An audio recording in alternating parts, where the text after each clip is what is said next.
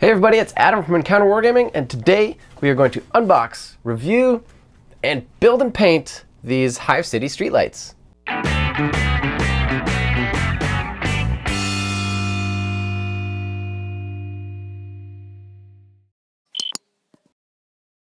So Tabletop Scenics has given us some cool little extra bits of throw terrain just to jazz up our tables and make them look a little more interesting. And I love little bits and accessories like this because it really just sets the scene.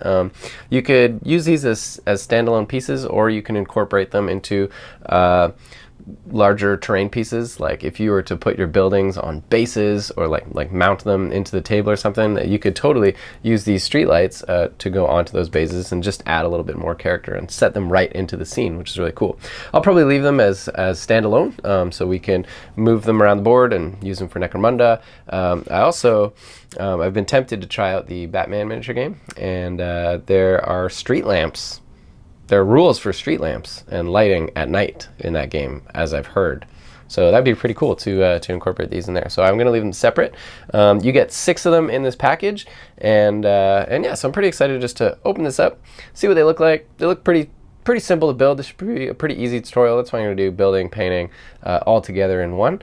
And so let's just have fun with it. And these are made to match the Gothic Spires Hive City set that we've been making buildings for the last couple months.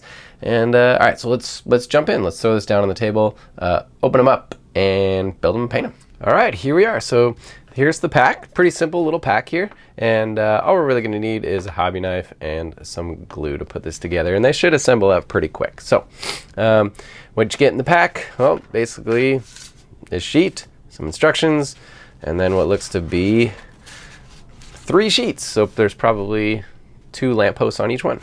And I bet they're just repeats of the same thing. So there you go. Pretty easy. It's got some nice detail on there. I do like that it's like the Aquila coming out there. That's really awesome. And all right, so it looks like they kind of just slot in these bases. They got some larger ones. Kind of weigh them down, and cool. All right, so let's see how these work. All right, now I guess we're probably just going to punch out all the pieces and then just glue these puppies together. So why don't I just start off with that? Let's just start off by cutting out all the pieces. Now when you're building MDF stuff, you'll notice there's a little laser that kind of runs down, and there'll be a spot where the laser just turns off for a quick second and doesn't burn all the way through. And so you just find those little bits and just kind of clip them. And your piece should just come out.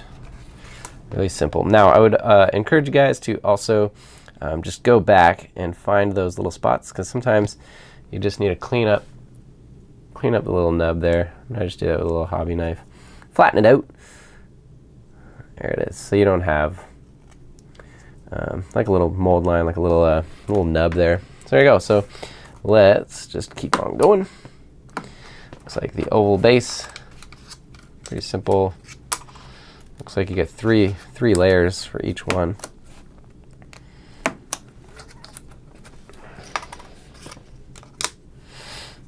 All right.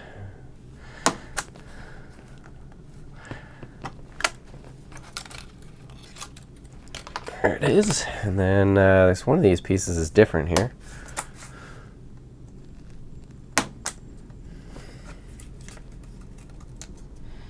Slightly different. So let's see, what's the difference here?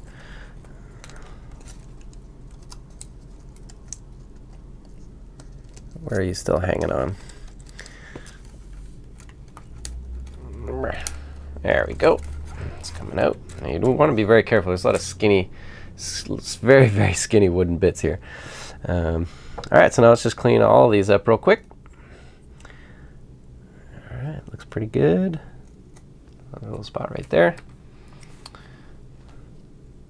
Clean up these bases. Beauties.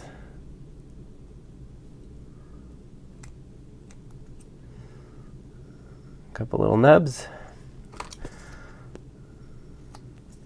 Almost done. Neat. Now, how do these work? So I'm guessing that they just glue side by side here, Oh, ooh, that's a good thing to watch out for. So if you notice, just on the side, on one side there's actually like a little etched line, and on the other side there's not. So what I think you need is to have the etched line on the outside on both sides. So what I noticed was I had two of these bits. I actually need one with the etching on the other side of it. So I'm going to go ahead and cut out one of the other ones from the sheet. And hopefully it's got the etching on the other side.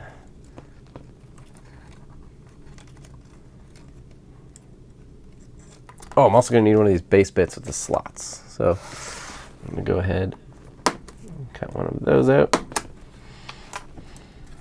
right, so now I'll clean the nubs off those. Good. Cool. All right, so now this one.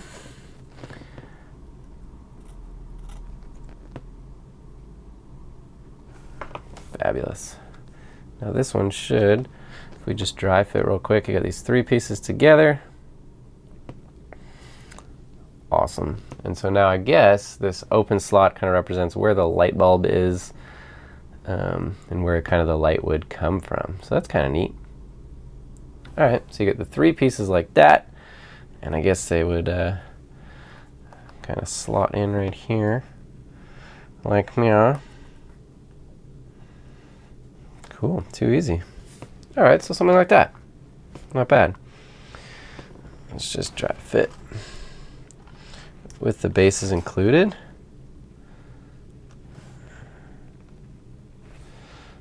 Because there's probably a decision to be made. I think this is how they go on the front picture, but I've also seen them the other way around, like this, which I actually kind of like this better. So I may do them like this way, just leaving more of the front area under the lamp. Yeah, I may do it like that. Cool. All right, so our dry fitting is pretty simple. So let's start off and just get a little, I'm gonna use super glue. You can use white glue if you don't want to use super glue, but I want to just kind of get this together quick for this tutorial, so I don't have to like wait for white glue to dry. That is the one downside about white glue.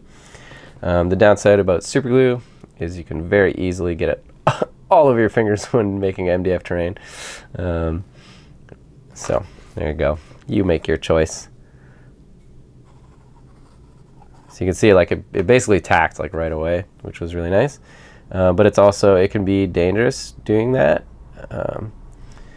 with the MDF, because if it tacks too quickly, it's very hard to rip it apart. You'll probably just, like, it's not like you can just snap off the plastic piece. If it tacks, like you could very easily ruin your model. All right, so there we go. Now this one, these ones, I'm gonna have to be very careful here doing this with the super glue, because again, it's very skinny pieces, so if it tacks too quickly and I don't line it up just perfect, we could be in big trouble. So we'll get a bead all the way, and especially at the ends here. Okay, now I want to get right over top of this thing. Oops, kick the camera. Don't mind me. So I want to get right over top because I want to line it up perfectly from the first shot.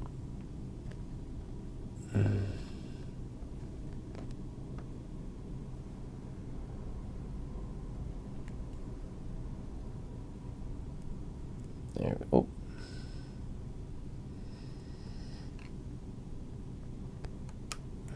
There we go. So a lot of super glue kind of like squeeze out on the sides, and it was making my fingers stick to it, which then pulled it out of alignment a couple times. So I got nervous there for a second, but it looks like we got it. I'm just gonna clean up that edge real quick. Yeah, it looks like we lined it up pretty good. Fabulous. Good, so let's just do real quick on the other side.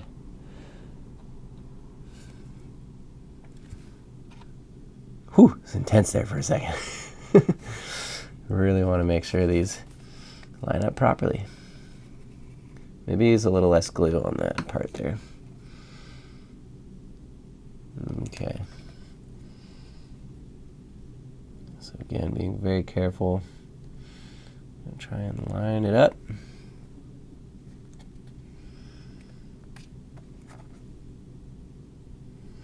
All right, not bad on the first shot.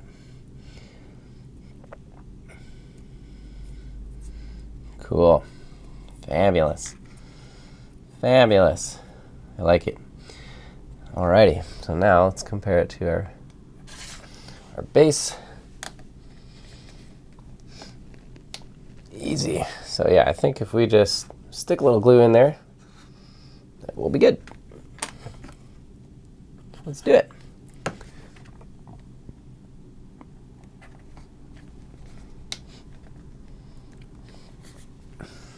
All right. Not bad, eh?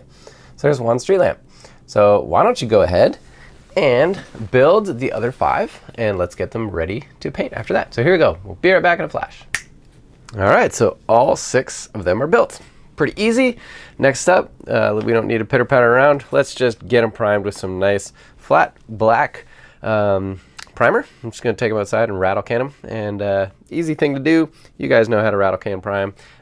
It's perfect for MDF stuff because if you try and use airbrush paint, like it just goes on so thin that the wood just soaks it up and you get these really splotchy, uneven things. So just giving it a nice full coverage of rattle can spray paint, especially this Rust-Oleum 2x coverage paint is really fantastic. So it'll give a nice coverage. The wood will soak some of it in and give you a good base coat to work off of with your airbrush or with your hand paints afterwards. And so without further ado, let's just get these guys primed black. We'll be right back.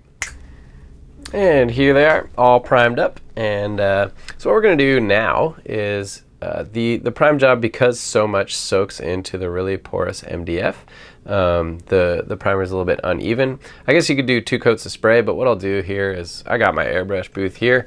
I'll just take some Vallejo black airbrush paint, shove it in the airbrush, and we'll just give it a nice even coat. Because I find when painting black, it's tempting to just use black spray primer for your base black, but it's actually a lot safer and more consistent to use like an actual black paint after you've primed it, so that your black consistent, you can always keep your black a consistent color that you have access to, because it's not stuck in an aerosol spray can. So there you go. So we'll just take these one at a time and just even this out, make them nice dark deep black.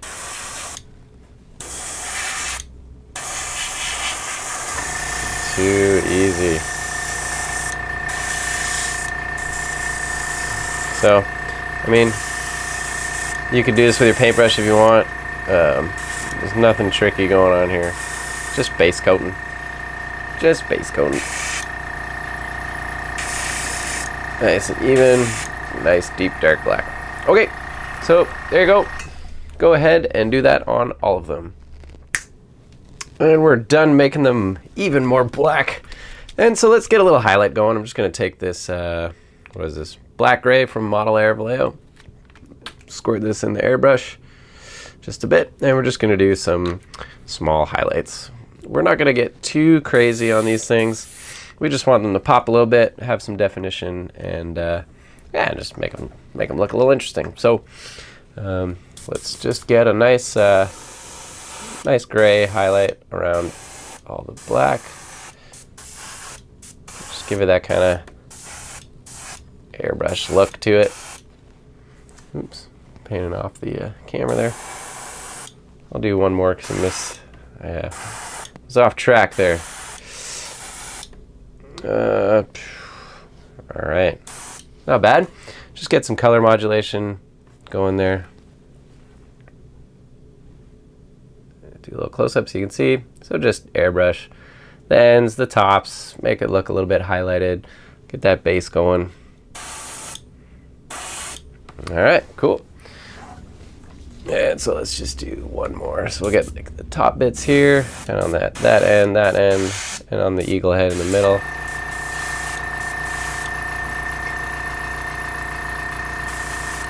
at the ends and eagle head, in the middle there, especially this top curve on the back.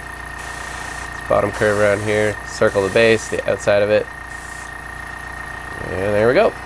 So there's 2 done. So go ahead and just do your highlights on all 6 of them, and we'll be right back. And all of them are done. So you can see we got some nice highlights just all over. Just, yeah, making us pop just a little bit, give some color modulation, like I said, and give it some definition. So now what we're gonna do is we're just gonna go in with the good old sponge. This just came out of a clam pack from a model. Always save those and store them up.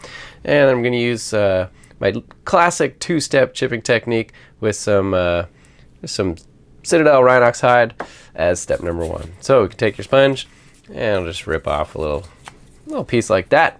That's all you need. And I got my palette with some brown paint on there, and you just dip it on. It's like dry brushing, so you get a bunch on there and then tap it on your palette so you're getting it coming off in a nice consistency. And so I'm thinking these things will probably be a little bit more weathered towards the bottom and up the pole, and maybe a little less up at the top. So do fairly heavy down here.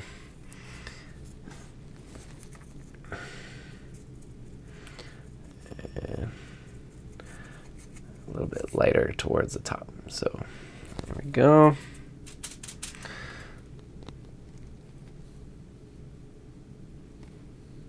Do a little bit up here. It's got to survive the elements still.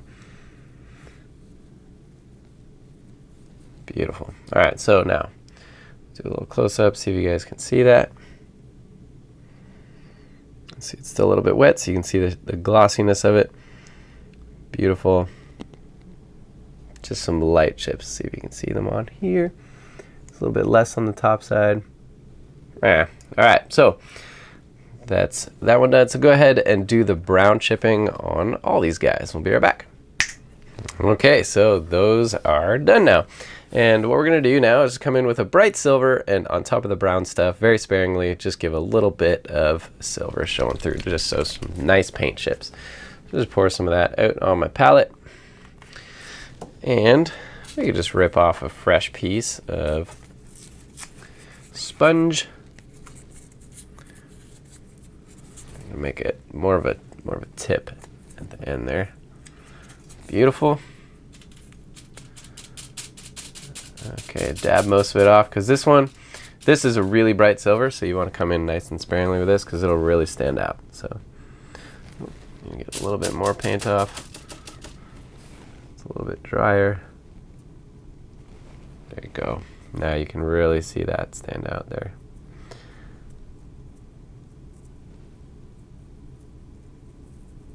Cool. So again, we'll do a little bit more around the bottoms.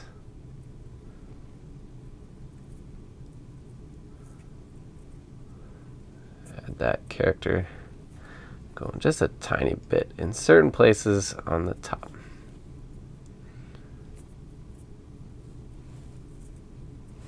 So there you go. So now you can see that there.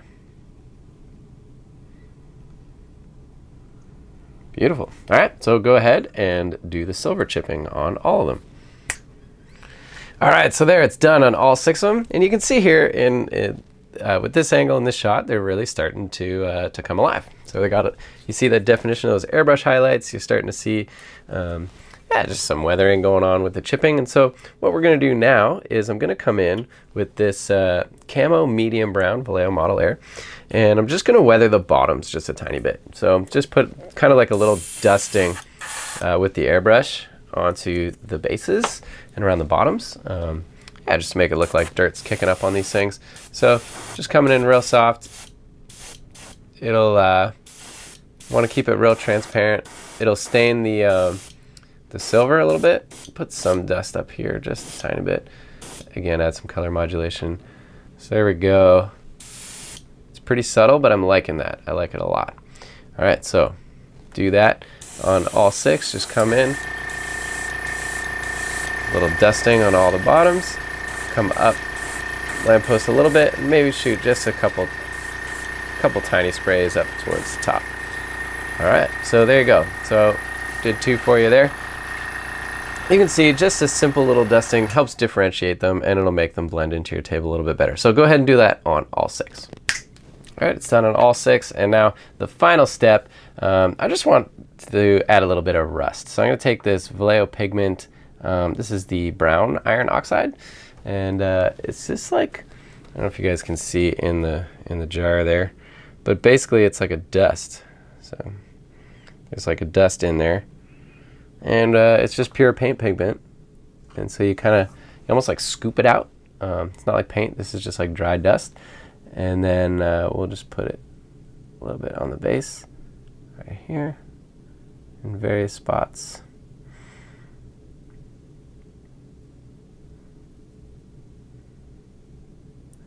Spread it around.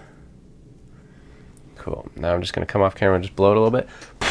Get some of the excess off. There you go. You get this cool, rusty look down there at the bottom. So just dirty them up. Just that little bit more. Keep them a little grimdark. And there you go. So why don't you go ahead and do that on all of them. And there we are, done. And folks, I think we're complete. You can now just throw a little bit of a matte varnish on there just to seal the paint in, and you got 6 simple little light posts. So again, we did a bunch of cool stuff in this one. We learned how to use some pigments, did some weathering, did some sponging, did some airbrush highlighting, a whole bunch of cool little techniques there, and all that came out of just assembling this simple little MDF kit. And hopefully that adds some depth and dynamic to your tables. So there you have it, folks, making some MDF Hive City lampposts from Tabletop Scenics. So it was really fun. Used a whole bunch of different techniques, and a simple little MDF kit can give you a whole bunch of little throw terrain to just really make your tables pop. And so again, like I said in the beginning, you can incorporate these things into a pre-made scene, or you could just leave them separate like this, and just have them so you can move them around. So there's benefits both ways. You can heap up rubble around these things if you build them into a larger scene, which would be really cool. Like set them up, like make some kind of big building with an actual sidewalk built around it, and have the lampposts coming out of the ground there, and you can throw a little trash around, have rubble piling up on there, and just really work them into the scene, which would be really cool. Or if you like to keep things separate and mix it up, like I said, Batman miniature game uses lampposts, so you need to be able to move them around, and because there's separate rules for that, so it could be neat to keep them separate as well. So have some fun with it, get creative, enjoy, and guys, if you do something cool and creative with some lampposts, why don't you send me some pics and show me what you did? Love to see them and check it out. So there it is. Let's close this puppy out. Guys, thanks so much for watching. Love if you just jump down there and hit the subscribe button if you liked this video. You can also hit the little bell so you know when future videos come out. And also, if you're super interested in supporting everything we do here at the channel, for as little as $1 a video, you can jump down there to our Patreon link and support everything that goes on here. So terrain tutorials, painting tutorials, battle reports, all sorts of fun stuff. And so there's even perks in there for you as well at some online hobby retailers. So there you go, folks. That's everything for today. Hope you have fun, and we'll see you at our next encounter. Like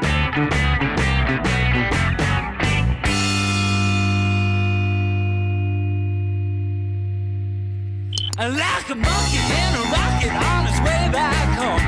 Okay.